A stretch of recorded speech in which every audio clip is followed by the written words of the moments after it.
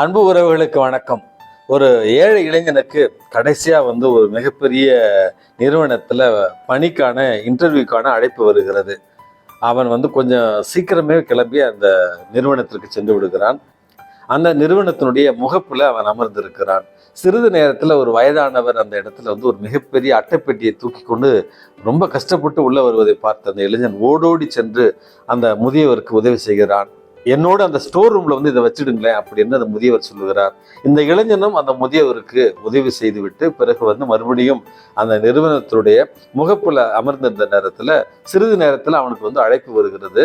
அவனுடைய இன்டர்வியூ நேர்முக தேர்வுக்கு உள்ளே சென்ற அந்த இளைஞனுக்கு ஆச்சரியம். அங்கே அமர்ந்திருந்தவர் அந்த அட்டைப்பேட்டியை தூக்குவதற்கு சிரமப்பட்ட அந்த பெரியவர்.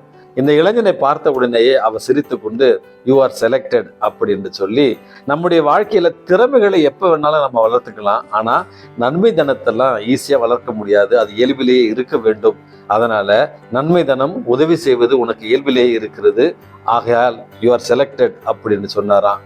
அன்புமிக்கவர்களே, திறமைகளை நம்ம எப்ப வேணாலும் வளர்த்துக்கலாம். ஆனால் நன்மைத்தனம் என்பது நம்முடைய இயல்பிலேயே இருக்க வேண்டும்.